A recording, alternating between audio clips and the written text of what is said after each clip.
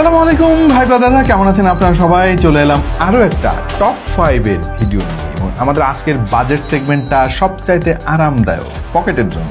সেটা হচ্ছে 10 থেকে শুরু করে 12,000 টাকার মধ্যে যারা ফোন কিনতে চান, আমাদের আজকের ভিডিওটা অনেক কাজে আসতে পারে। আমাদের আজকের এই ভিডিওটা পৃষ্ঠপোষকতা করেছে আপনাদের পছন্দের অনলাইন শপ গিয়ার পিকার। এবং আমার হাতে দুটা জিনিস দেখতে পাচ্ছেন, একটা হচ্ছে আপনারা এটা কি, এটা কি আপনারা কন্ত একটু। কিন্তু দুঃখের বিষয় হচ্ছে আপনারা যা ভাবতেছেন এই দুইটা জিনিস সেইটা না ভাই, এটা একটা মোবাইল, অ্যান্ড্রয়েড মোবাইল। মানে কি বলবো, যাই হোক আমি পাগল না ভাই। এবং এই অ্যান্ড্রয়েড মোবাইলের মধ্যে রয়েছে 16 জিবি র্যাম এবং 256 জিবি ইন্টারনাল স্টোরেজ। হ্যাঁ, এটা গিয়ার পিকার এই মুহূর্তে পাওয়া যাচ্ছে। শুনতে একটু উল্টাপাল্টা মনে হলো, কথা সত্যি এটা একটা অ্যান্ড্রয়েড ফোন, মানে ঘড়ির মধ্যে অ্যান্ড্রয়েড ফোন ঢুকাই দিছে আর কি। 16 ভেরিয়েন্টের এই স্মার্ট ওয়াচটা গিয়ার পিকার এই মুহূর্তে পাওয়া যাচ্ছে 3790 টাকায়। এবং এটা দেখে সবাই ভাবতেছেন যে বাটন মোবাইল, কি আর হবে এছাড়া। কিন্তু ভাইজান, এটা একটা অ্যান্ড্রয়েড ফোন এবং ব্যাপারটা এরকম যে ফিচার ফোনের মধ্যে অ্যান্ড্রয়েড ফোনটা ঢুকাই দিচ্ছে। এরকম ফোন কিন্তু অনেকেই খোঁজেন। হ্যাঁ, খুবই ইন্টারেস্টিং একটা ফোন। অ্যান্ড্রয়েড ফোনের সমস্ত ফিচার আপনি এই ফোনে পাবেন এবং দেখতেই পাচ্ছেন এটার যে ডিজাইন এবং এর যে বিল্ড কোয়ালিটি, চেষ্টা করেছে তারা ফোনের একটা লুক দেওয়ার জন্য। ইনফ্যাক্ট এইটাতে একটা স্মার্টফোনের সমস্ত ফিচারই পাওয়া যাবে। রেয়ার ক্যামেরা, ফ্রন্ট ক্যামেরা থেকে শুরু করে সিম card slot, memory card slot সবকিছুই এই ফোনের মধ্যে পেয়ে যাবেন। কিন্তু দেখতে শুনতে এটা একটা বাটন ফোনের মতো। খুবই ইন্টারেস্টিং। এই ফোনটা কিন্তু গিয়ার পিকার এই মুহূর্তে পাওয়া যাচ্ছে মাত্র 5390 টাকায়। ইনফ্যাক্ট আমরা চাচ্ছি যে এটার একটা ফুল রিভিউ করতে আর কি। আপনাদের মধ্যে কেউ যদি ইন্টারেস্টেড থাকেন যে এই অ্যান্ড্রয়েড বাটন ফোন, মানে এটা অদ্ভুত একটা প্রোডাক্ট আসলে, এটা ফুল রিভিউ আপনারা যদি কেউ দেখতে চান তাহলে কমেন্টে আমাদেরকে জানান। আমরা চেষ্টা করবো খুব শীঘ্রই এটার ফুল রিভিউ নিয়ে আসতে। ভাই চিন্তা করে দেখেন, একটা স্মার্ট ওয়াচের মতো দেখতে যন্ত্র যেটা আপনি হাতে পরে থাকবেন, তার মধ্যে ইউটিউব, হোয়াটসঅ্যাপ, ফেসবুক, টিকটক, মানে আপনার কি চাই সবকিছু পেয়ে যাবেন। মানে লিটারালি এই জিনিসটা দেখে অনেকে টাস্কি খেয়ে যাবে যে এইটা কিভাবে সম্ভব। এনিয়ে প্রযুক্তির কল্যাণে কিন্তু আজকাল এই সমস্ত জিনিস খুবই সহজ হয়ে গিয়েছে। যেমন সহজ হয়ে গিয়েছে অনলাইনে কেনাকাটা করার, কারণ গিয়ার পিকারে আপনি চাইলে কিন্তু খুবই সুলভ মূল্যে ঘরে বসেই প্রোডাক্ট অর্ডার করতে পারেন। এরকম স্মার্ট ওয়াচ বা ফিচার ফোন যাই বলেন না কেন, খুবই সুলভ মূল্যে কেনার জন্য গিয়ার পিকার হতে পারে আপনার অন্যতম সেরা পছন্দ। শুরুতেই যে ফোনটা নিয়ে আলাপ করবো সেটা হচ্ছে টেকনোর তরফ থেকে এবং রিসেন্টলি আমরা এটা ফুল রিভিউ আপলোড করেছি আমাদের চ্যানেলে, স্পার্ক গো 2। এই ফোনের বেশ কিছু দিক আছে যেগুলো আমাদের কাছে মনে হয়েছে যে এই বাজেটে দুর্দান্ত ডিল।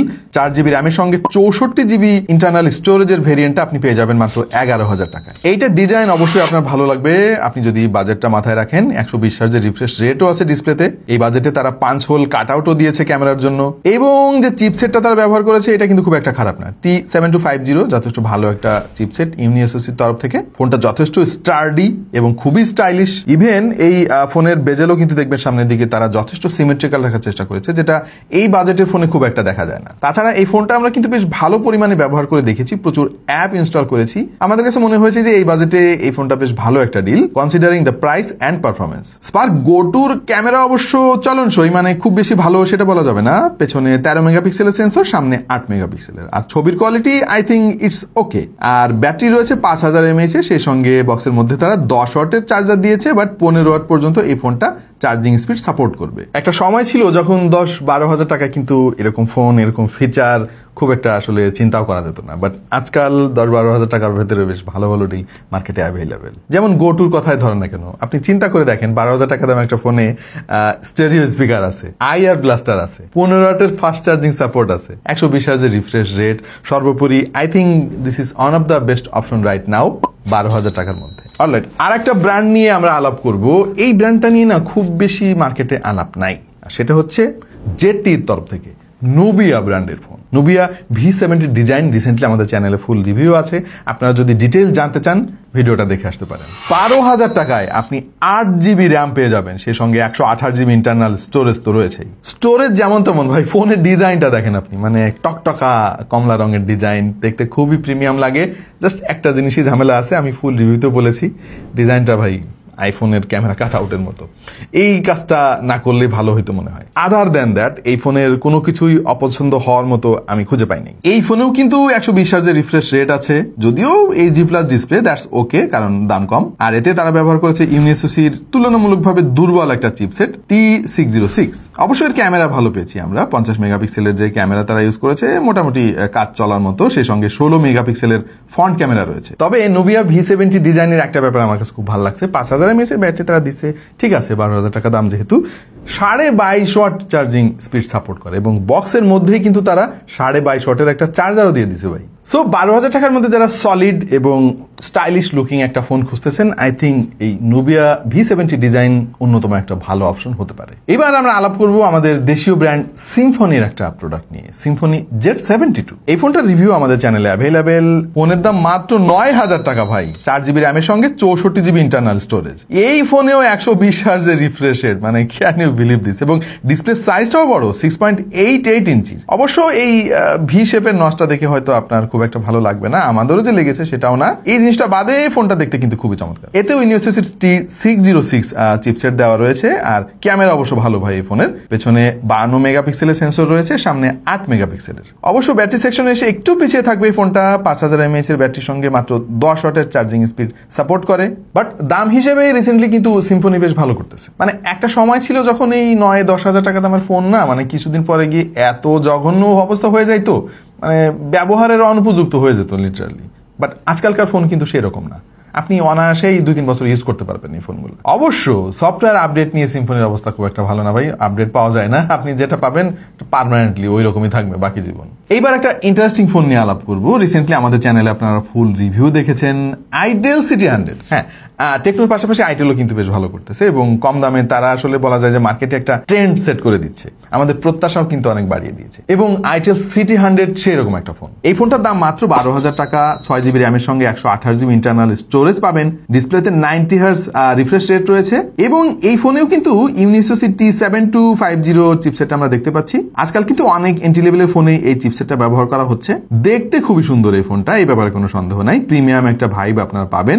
আর এর যে ক্যামেরা, আই থিঙ্ক এই বাজেটের মধ্যে যতগুলো ফোন নিয়ে আলাপ করলাম আমরা, তার মধ্যে অন্যতম সেরা ক্যামেরা এটার। পেছনে হচ্ছে 13 মেগাপিক্সেলের সেন্সর আর সামনে 8 মেগাপিক্সেলের সেন্সর। এই ফোনের ব্যাটারিতে খুব বেশি যে খারাপ তারা করেছে সেটা না, 5200 mAh ব্যাটারির সঙ্গে 18 ওয়াট ফাস্ট চার্জিং সাপোর্ট আছে, যেটা আমি বলবো যে 12,000 টাকা প্রাইস রেঞ্জের মধ্যে বেশ ভালো একটা অপশন। সো যাদের বাজেট কম 10 থেকে 12,000 টাকার মধ্যে, তারা এই ফোনটাকে আপনার চয়েস লিস্টে রাখতে পারেন।